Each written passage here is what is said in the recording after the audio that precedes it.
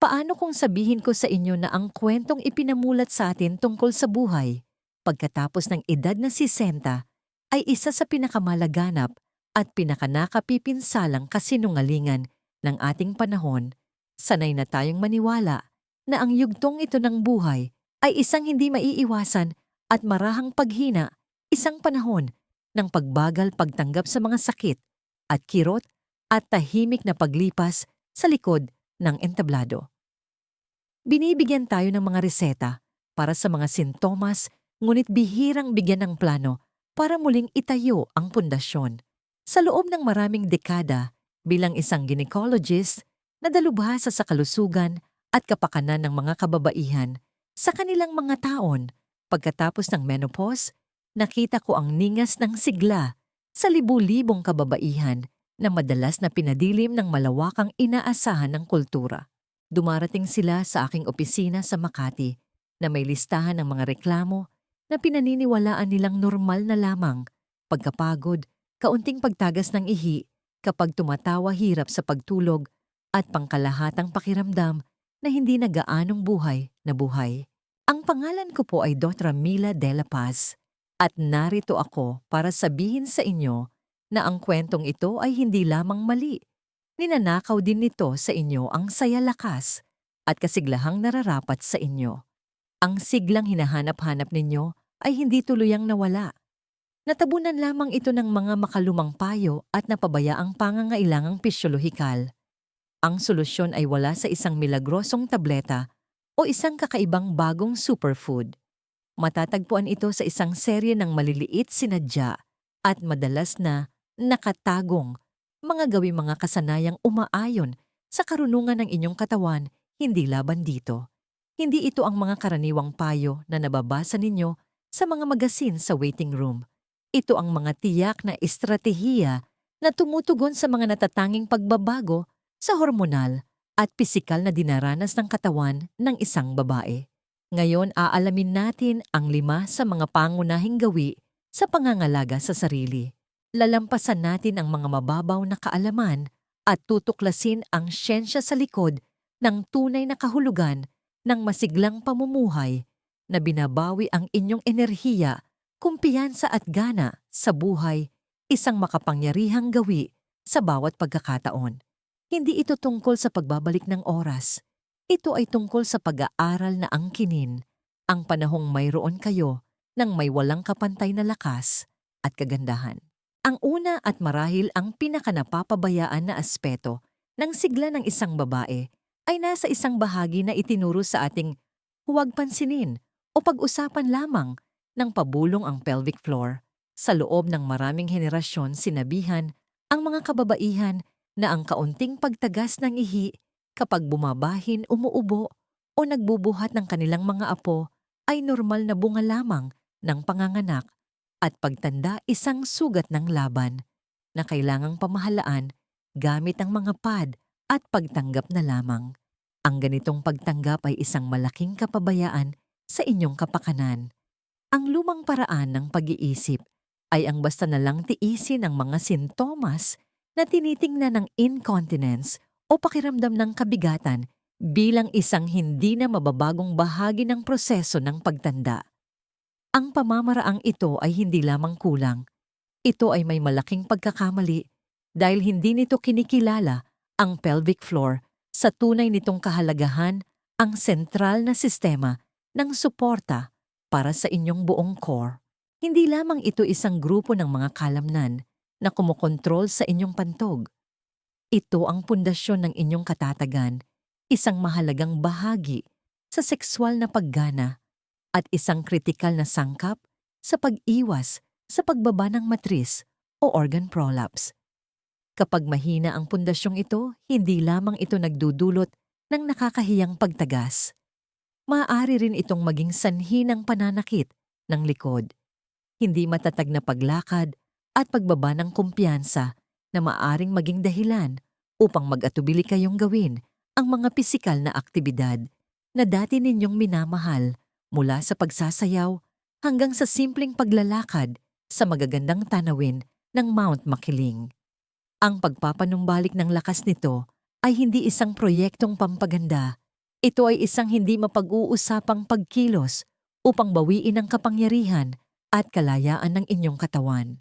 Ang solusyon ay mas proaktibo at nagbibigay kapangyarihan kaysa sa simpleng pagbili ng ibang brand ng incontinence pad. Ito ay tungkol sa muling pagkonekta sa mga mahahalagang kalamnan na ito at muling pagbuo ng kanilang lakas nang may parehong intensyon na ilalaan ninyo sa anumang grupo ng kalamnan. Ang pinakasikat sa mga ehersisyong ito ay ang Kegels, ngunit napakaraming kababaihan ang hindi ito ginagawa ng tama. Ang susi ay ang katumpakan.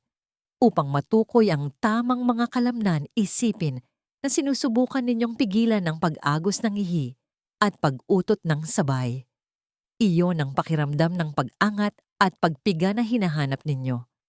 Ang kilos ay dapat isang panloob na pag-angat, hindi pagpiga ng inyong mga pisngi ng puwit o hita.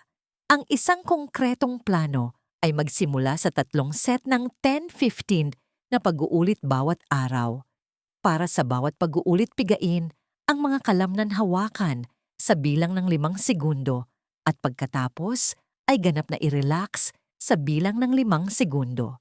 Ang pag-relax ay kasing halaga ng pagpiga dahil pinipigilan nito ang mga kalamnan na maging sobrang sikip. Maaari ninyo itong gawin habang naghihintay sa pila sa grocery, habang nasa traffic sa EDSA, o habang may commercial break. Isang pasyente ko si Margarita, isang 61 taong gulang na masugid na hardinera mula sa Pampanga, ay halos sumuko na sa kanyang minamahal na libangan dahil ang palagiang pagyuko at pagbubuhat ay nagdudulot ng nakakahiyang pagtagas. Pakiramdam niya ay talunan siya na naniniwalang tapos na ang kanyang pinakamasayang gawain. Pagkatapos lamang ng 2 buwan ng masigasig na pagsasanay ng tamang Kegel exercises, pumasok siya sa aking opisina na halos nagniningning. Iniulat niya na hindi lamang siya nakakapaghardin ng maraming oras ng walang anumang problema, kundi nakaramdam din siya ng bagong lakas at katatagan sa kanyang core na nagpapadama sa kanya na mas ligtas ang lahat ng kanyang mga galaw. Ibinalik nito ang kanyang kumpiyansa at kagalakan. At gusto ko pong maglaan ng sandali upang kumustahin kayo. Ilan sa inyo ang naturuan na kung paano maayos na alagaan ang mga mahahalagang kalamnan na ito, o tulad ng marami, tahimik na lang ninyong pinamamahalaan ang mga sintomas, kung ang impormasyong ito ay nagbibigay na ng pagbabago sa inyong pag-iisip tungkol sa inyong katawan at sa potensyal nito, lubos kong ikagagalak kung ipapaalam ninyo sa akin sa pamamagitan ng pag-type ng 1 sa mga komento sa ibaba. Kung sa tingin ninyo ay hindi ito angkop sa inyong karanasan, paki-type ang 02. Ang inyong feedback ay napakahalaga habang sinisikap kong gawing mas kapaki-pakinabang ang gabay na ito para sa ating komunidad. Ngayon pag-usapan natin ang pagkilos. Para sa maraming kababaihan na higit sa 60, ang umiiral na payo ay ang pagsali sa banayad na ehersisyo. Karaniwan itong nangangahulugan ng paglalakad, water aerobics o magaang na pag-uunat. Habang ang mabilis na paglalakad sa Luneta Park o sa tabi ng baybayin ng Roxas Boulevard ay kahanga-hanga para sa inyong cardiovascular health at sa inyong espiritu, kalahati lamang ito ng kwento na lubhang kailangan ng inyong katawan sa yugtong ito ng buhay. Ang lumang paraan ang pagtuon lamang sa cardio at flexibility ay mapanganib na hindi kumpleto. Nabibigo itong labanan ang 2 pinakamatinding magnanakaw ng sigla ng kababaihan pagkatapos ng menopause, ang sarcopenia, pagkawalan ng kalamnan dahil sa pagtanda at osteoporosis, pagkawalan ng densidad ng buto. Pagkatapos ng menopause, pinapabilis ng pagbaba ng estrogen ang pagkawala ng parehong mass ng kalamnan at lakas ng buto. Mula sa edad na 20 pataas, maaaring mawalan ng hanggang 80% ng kanilang mass ng kalamnan ang mga kababaihan bawat taon. Hindi lamang ito tungkol sa kakayahang buksan ang isang masikip na garapon. Ito ay tungkol sa inyong metabolic health, inyong katatagan, at inyong kakayahang manatiling malaya. ang kalamnan ng metabolic engine ng inyong katawan. Mas marami kayo nito, mas mahusay kayong magsunog ng calories at mag-regulate ng blood sugar. Pinoprotektahan ng malalakas na kalamnan ang inyong mga kasukasuan. Pinapabuti ang inyong balanse upang maiwasan ang mga mapaminsalang pagkahulog at direktang nauugnay sa mahabang buhay. Ang malalakas na buto na pinatitibay ng paghila at pagtulak ng resistance exercise, ang inyong panloob na balangkas na nagpoprotekta sa inyo mula sa mga bali na maaaring lubos na magbago sa kalidad ng inyong buhay. Ang pag-asa lamang sa paglalakad ay tulad ng pagtatangkang magtayo ng bahay gamit lamang ang isang screwdriver. Kulang kayo ng pinakamahalagang kasangkapan. Ang solusyon ay ang yakapin ng targeted strength training. Hindi ito nangangahulugan na kailangan ninyong maging isang competitive na powerlifter. Nangangahulugan ito ng sinasadya at unti-unting paghamon sa inyong mga kalamnan na labanan ng puwersa. Ang maganda rito ay maaari kayong magsimula sa inyong sariling sala. Ang isang makapangyarihang plano na madaling ipatupad ay ang isama ang 2 hanggang 30 minutong session ng strength training sa inyong lingguhang routine. Maaari kayong magsimula sa mga bodyweight exercise. Halimbawa, mag-practice na umupo at tumayo mula sa isang matibay na silya sa kusina nang hindi ginagamit ang inyong mga kamay na naglalayong makagawa ng 10-12 na pag-uulit. Ito ay isang functional squat na nagpapalakas sa inyong mga binti at puwit. Ang isa pang mahusay na ehersisyo ay ang wall push-up tumayo na nakaharap sa pader, mga isang braso, ang layo ilagay ang inyong mga palad sa pader at dahan-dahang ibaba ang inyong dibdib patungo rito. Pagkatapos ay itulak pabalik. Nagpapalakas ito ng mahalagang lakas sa itaas na bahagi ng katawan. Habang lumalakas kayo, maaari kayong bumili ng isang set ng magaang na dumbbells. Marahil ay magsimula sa 1.5 kilo o 2.5 kilong bigat upang gawin ang mga ehersisyo tulad ng bicep curls at overhead presses. Maraming community center ang nag-aalok ng mga programa na partikular para sa mga senior citizen na nagbibigay ng ligtas, sumusuporta at sosyal na kapaligiran upang matutunan ang mga galaw na ito ng tama. Naaalala ko ang isang pasyente, si Brenda, isang 72 taong gulang na retiradong guro mula sa Baguio City na dumating sa akin na pakiramdam ay mahina at hindi matatag sa kanyang mga paa, takot na madulas sa daan kapag tag-ulan. Gumawa kami ng isang simpleng plano sa bahay na may bodyweight squats, wall push-ups at ilang magaang na dumbbell work. 6 na buwan, pagkatapos iniulat niya na hindi lamang siya pakiramdam na matatag sa kanyang mga paa, kundi mayroon na rin siyang lakas na buhatin ang kanyang sariling mga pinamili. Paakyat ng hagdan, isang bagay na hindi niya nagawa sa loob ng maraming taon. Sinabi niya, "Hindi lang po ako mas malakas, Dr. Adela Paz. Pakiramdam ko po ay may kakayahan ako. Hayaan ninyo akong magtanong. Ang kasalukuyan ba ninyong routine sa ehersisyo ay mas nakatuon sa cardio kaysa sa pagpapalakas? Ang ideya ba ng resistance training ay bago? O marahil medyo nakakatakot? Ang pagkatuto tungkol sa mahalagang nawawalang piraso na ito ay maaaring maging isang tunay na pagbabago para sa marami. Kung ang pagbabagong ito sa pananaw ay nakakatulong sa inyo at nararamdaman ninyong nais ninyong magdagdag ng ilang gawaing pampalakas sa inyong buhay, mangyaring ipaalam sa akin sa pamamagitan ng isang 1 sa mga komento. Kung ito ay tila hindi nauugnay sa inyo ang isang Z, ay lubos kong pasasalamatan. Ang inyong tapat na feedback ay nakakatulong sa akin na iakma ang mga talakayang ito. Ang ikatlong haligi ng panunumbalik na sigla ay matatagpuan sa inyong plato, ngunit hindi sa paraang malamang na sinabi sa inyo. Sa loob ng maraming dekada, binomba ang mga kababaihan ng isang partikular at mapanirang mensahe, kumain ng kaunti. Ang lumang paraan ay nakaugat sa uso na low-fat at pagbibilang ng calorie, Isang pangkalahatang diskarte na ganap na binabaliwala ang malalim na pagbabago sa hormonal ng menopause. Ang modelong ito ay lubhang hindi sapat dahil ang katawan ng isang babae pagkatapos ng 60 ay may ibang-iba ng pangangailangan sa nutrisyon kaysa noong 30 anyos pa siya.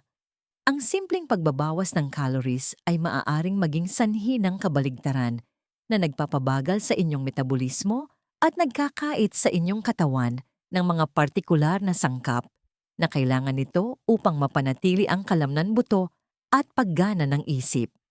Ang patuloy na pagsunod sa mga makalumang payo sa dieta ay tulad ng paglalagay ng regular na gasolina sa isang diesel na makina. Maaring umandar ito ng sandali, ngunit sa huli, masisira ang sistema. Ang inyong katawan ay hindi na gumagawa ng estrogen sa malaking halaga at ang pagbabagong hormonal na ito ay may sunod-sunod na epekto. Naapektuhan nito kung paano ginagamit ng inyong katawan ang insulin, kung saan ito nag-iimbak ng taba, madalas na lumilipat sa tiyan, at kung paano nito pinapanatili ang integridad ng inyong mga buto at kalamnan. Ang inyong estratehiya sa nutrisyon ay dapat magbago upang matugunan ang mga bagong katotohanang pisyolohikal na ito. Hindi ito tungkol sa pagkain ng kaunti. Ito ay tungkol sa pagkain ng mas matalino. Ang solusyon ay ang magkaroon ng isang kasunduan sa nutrisyon sa inyong katawan na nakatuon sa dalawang pangunahing elemento na madalas na nawawala sa usapan phytoestrogens at sapat na protina. Ang phytoestrogens ay mga sangkap na mula sa halaman na maaaring bahagyang gayahin ang ilan sa mga epekto ng estrogen sa katawan. Bagamat hindi ito kapalit ng hormone therapy, ang pagsasama ng mga pagkaing mayaman sa phytoestrogens ay maaaring makatulong sa ilang kababaihan na pamahalaan ang mga sintomas tulad ng hot flashes at suportahan ang pangkalahatang balanse ng hormonal. Ang magagandang mapagkukunan nito ay kinabibilangan ng giniling na flaxseed soybeans tulad ng edamame at tokwa at chickpeas. Ang isang simpleng hakbang ay ang magdagdag ng 1 hanggang 2 kutsara ng giniling na flaxseed sa inyong umagahang oatmeal o smoothie. Ang ikalawa at masasabing mas kritikal na sangkap ay ang protina. Tulad ng napag-usapan natin, ang sarcopenia ay isang malaking banta. Upang labanan ito, kailangan ninyong bigyan ng inyong mga kalamnan ng mga materyales upang magkumpuni at muling magtayo. At ang materyal na iyon ay protina. Maraming matatandang kababaihan ang hindi sapat ang kinokonsumong protina. Ang isang magandang layunin ay ang maghangad ng 20-30 gramo ng protina sa bawat pagkain. Maaari itong maging 1 piraso ng dibdib ng manok na kasinlaki ng palad, 1 salmon fillet na humigit kumulang 115 gramo, 1 tasa ng Greek yogurt o 1 masustansyang sabaw ng lentil. Ang tuloy-tuloy na supply ng protina sa buong araw ay nagpapalaki ng muscle protein synthesis. Kasabay nito ang pagtiyak ng sapat na paggamit ng calcium at vitamin D ay hindi mapag-uusapan para sa kalusugan ng buto. Isipin ang mga madahong gulay gatas o fortified na plant milks at mahalaga ang pagkakaroon ng ligtas na sikat ng araw o pag-inom ng suplemento para sa vitamin D dahil kilala itong mahirap makuha mula sa pagkain lamang. Isang pasyente mula sa Cebu City, si Diana 65, ay nahihirapan sa patuloy na pagkapagod at brain fog. Masigasig niyang sinusunod ang isang low-fat, low-calorie na dieta. Inilipat namin ang kanyang focus sa isang planong mayaman sa protina na may phytoestrogens. Sa loob ng 1 buwan, tumaas ang kanyang antas ng enerhiya at sinabi niyang, sa wakas ay nawala na ang ulap sa kanyang isipan. Hindi siya kumain ng kaunti, kumain siya ng tama para sa kasalukuyang pangangailangan ng kanyang katawan. Gusto ko pong huminto sandali at hilingin sa inyong pagnilayan ang inyong sariling mga pagkain. Sinasadya ba ninyong isipin ang inyong paggamit ng protina sa bawat pagkain o mas nakatuon kayo sa calories o taba?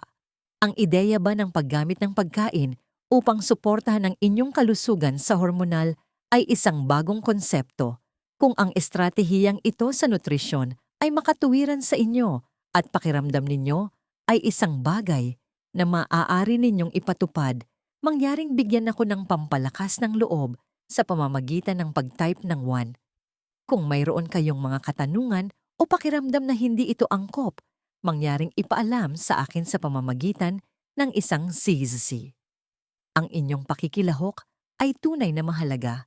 Ang ating ikaapat na gawi ay lumalampas sa purong pisikal at pumapasok sa larangan ng ating emosyonal at neurological na kapakanan, isang lugar na ang malalim na epekto sa sigla ay ngayon pa lamang lubos na pinahahalagahan ng pangunahing medisina. Ang lumang modelo ng pagreretiro ay madalas na ginagawang romantiko, ang isang buhay ng tahimik na paglilibang. Ngunit para sa marami ito ay nangangahulugan ng isang buhay ng social isolation o pag-iisa pagkatapos ng mga dekada ng isang buhay na nakabalangkas sa paligid ng isang karera, pagpapalaki ng pamilya o pareho ang empty nest, o ang pagtatapos ng isang propesyonal na buhay ay maaaring lumikha ng isang biglaang malaking puwang. Hindi lamang ito isang bagay ng pakiramdam na nag-iisa. Ito ay isang tunay na krisis sa kalusugan. Idineklara ng dating US Surgeon General ang kalungkutan bilang isang epidemya sa pampublikong kalusugan na binabanggit ang pananaliksik na ang mga panganib nito sa kalusugan ay maihahambing sa paninigarilyo ng 15 na sigarilyo sa isang araw. Ang problema sa lumang paraan, isang pasibong diskarte sa buhay, pagkatapos ng pagreretiro, ay nabibigo nitong kilalanin na ang koneksyon sa lipunan ay isang biolohikal na pangangailangan na nakatanim sa ating DNA para mabuhay. Kapag tayo ay nakahiwalay ang ating katawan, ay pumapasok sa isang estado ng talamak na stress na nagpapataas ng pamamaga, nagpapataas ng presyo ng dugo at maaaring makapinsala sa immune function. Direkta itong nakakaapekto sa kalusugan ng pag-iisip na makabuluhang nagpapataas ng panganib ng demensya.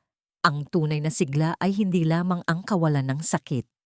Ito ay ang pagkakaroon ng kagalakan, layunin at makabuluhang koneksyon. Hindi kayo maaaring maging tunay na masigla kung kayo ay walang koneksyon.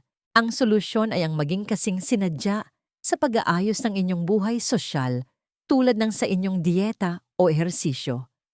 Nangangahulugan ito ng paglipat mula sa isang pasibo tungo sa isang aktibong papel sa pagbuo at pagpapanatili ng inyong komunidad. Ang pag-asa ay hindi isang estratehiya. Dapat ninyong ischedule at linangin ang koneksyon. Ang isang konkretong plano ay nagsisimula sa isang simpleng inventaryo. Gumawa ng isang listahan ng mga tao sa inyong buhay na nagpapasigla sa inyo.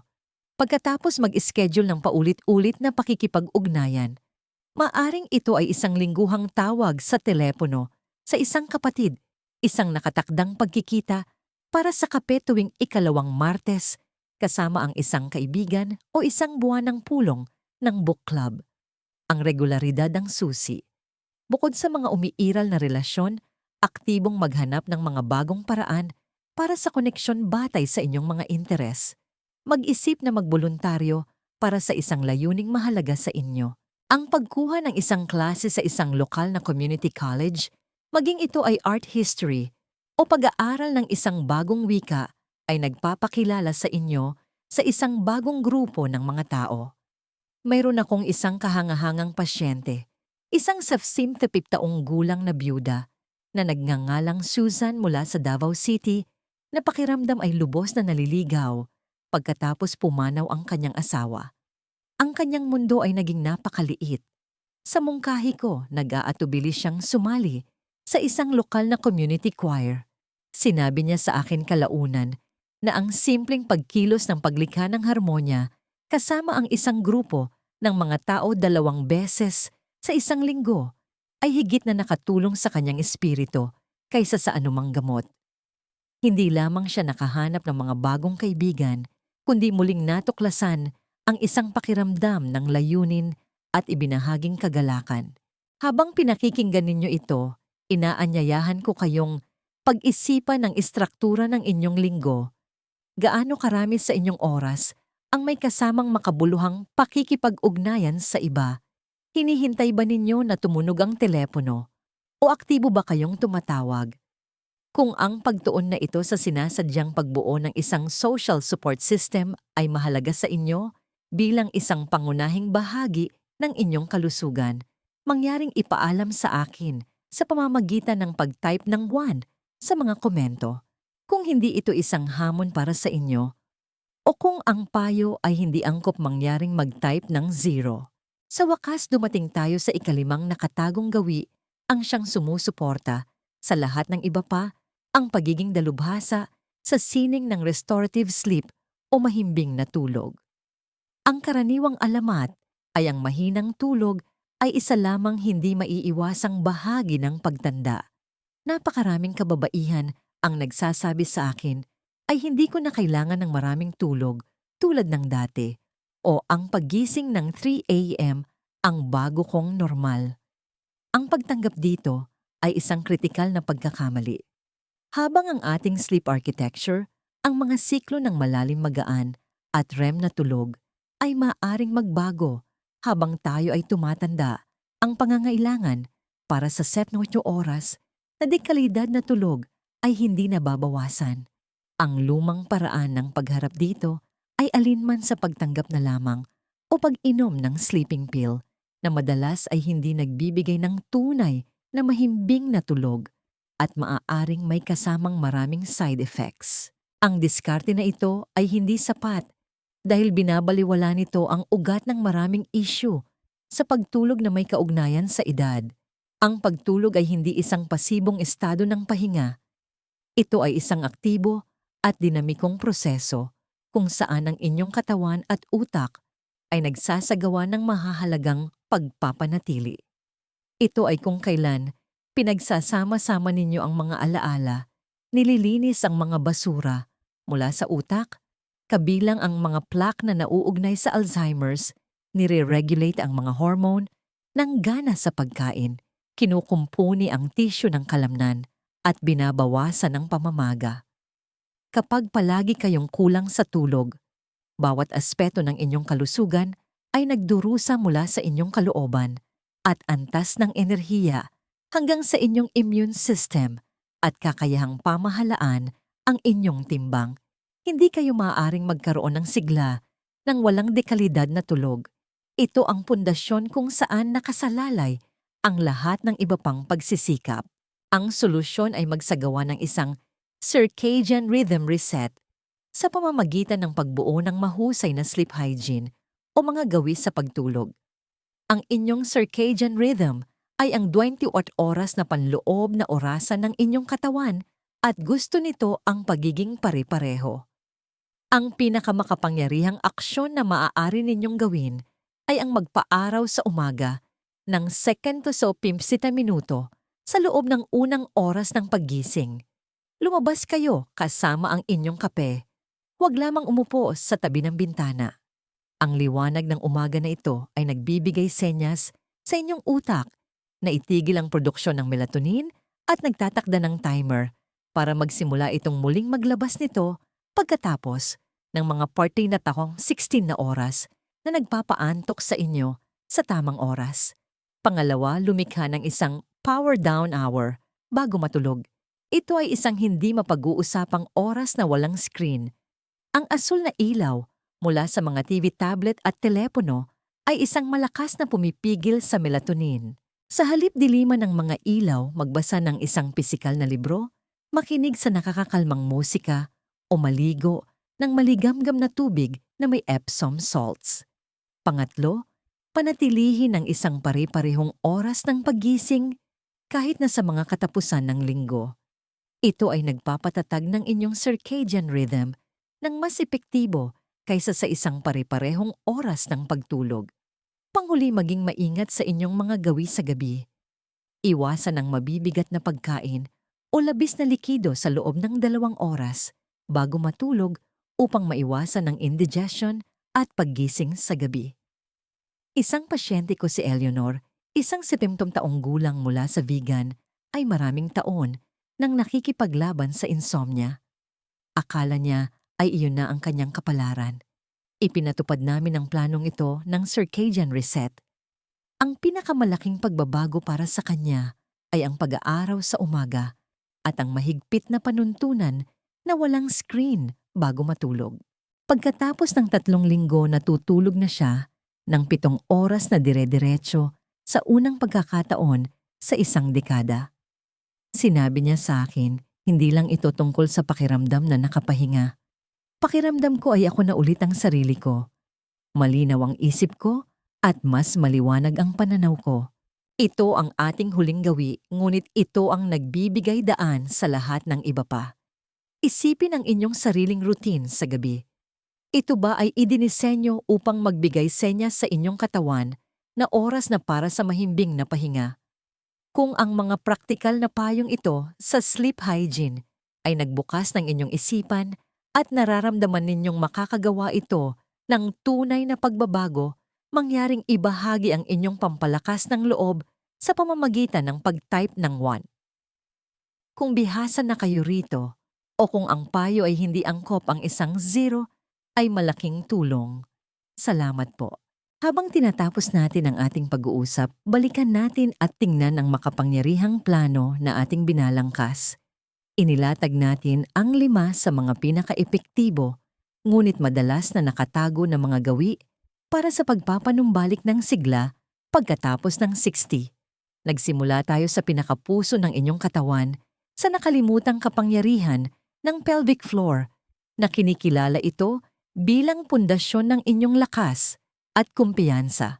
Pagkatapos ay hinamon natin ang alamat ng banayad na ehersisyo na tinanggap ang targeted strength training bilang mahalagang kasangkapan upang labanan ang pagkawala ng kalamnan at buto na nagpapanatili sa inyong may kakayahan at malaya. Lumipat tayo sa inyong kusina na binago ito mula sa isang lugar ng paghihigpit tungo sa isang mapagkukunan ng kapangyarihan sa pamamagitan ng pagtuon sa isang bagong kasunduan sa nutrisyon na mayaman sa protina at phytoestrogens upang suportahan ang inyong natatanging pangangailangan sa hormonal. Pagkatapos ay lumabas tayo sa mundo na kinikilala na ang pag-aayos ng koneksyon sa lipunan ay hindi isang luho kundi isang biolohikal na pangangailangan para sa inyong emosyonal at kognitibong kalusugan. At sa wakas, bumalik tayo sa santuwaryo ng inyong silid-tulugan na nangangako sa isang circadian rhythm reset upang matiyak ang malalim at mahimbing na tulog na nagbibigay daan sa lahat ng iba pa. Hindi ito 5 magkakahiwalay na payo. Ito ay 5 magkakaugnay na haligi ng isang solong magandang istruktura, isang buhay na may sigla, kalayaan at kagalakan. Ang aking huling payo ay ito, huwag hayaang madaig kayo ng lawak ng impormasyong ito. Ang layunin ay hindi perpeksyon. Ito ay pag-unlad. Ang tunay at pangmatagalang pagbabago ay hindi itinayo sa mga enggrande at malalaking kilos, kundi sa pundasyon ng maliliit at tuloy-tuloy na pang-araw-araw na aksyon. Ang paglalakbay na ito ay tungkol sa pagbibigay pugay sa kahangahangang katawan na nagdala sa inyo hanggang dito at pagbibigay dito ng partikular na pangangalaga na kailangan nito upang dalhin kayo pasulong ng may lakas. Isang mahalagang aral. Ang dakilang aral na itinuturo sa atin ng buhay ay ang kalidad ng ating mga huling taon ay hindi itinakda ng petsa sa ating birth certificate, kundi ng mga pang-araw-araw na deposito na inilalagak natin sa ating sariling kapakanan. Kayo ang nag-iisang tagapangalaga ng inyong kalusugan at mayroon kayong kapangyarihan na gawing pinakamasigla ang yugtong ito. Ang inyong paglalakbay ay nagsisimula ngayon. Nais ko kayong anyayahan na gumawa ng isang pangako sa inyong sarili. Pumili ng isa lamang sa 5 gawin na ito upang pagtuunan ng pansin sa susunod na linggo. Isa lang. Marahil, ito ay ang pagsasanay ng inyong kegels tuwing umaga paggawa ng chair squats habang may commercial break o pagdaragdag ng giniling na flaxseed sa inyong yogurt. Ano man ito ikararangal ko kung ibabahagi ninyo sa mga komento sa ibaba kung aling gawi ang sisimulan ninyo.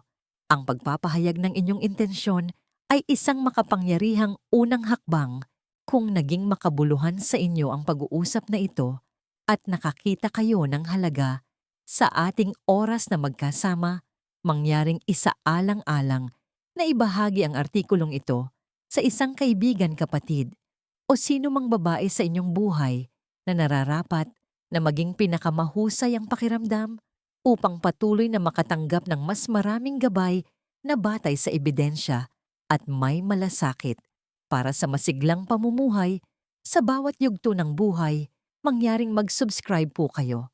Ang inyong presensya sa komunidad na ito ang siyang nagpapaging espesyal dito. Salamat po sa paglalaan ng oras na ito para sa inyong sarili.